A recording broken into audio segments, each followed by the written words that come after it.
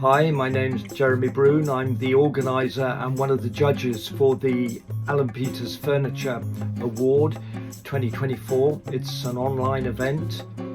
The winners will be announced on the 13th of September, which will coincide with the publication of the Woodworker and Good Woodworking magazine.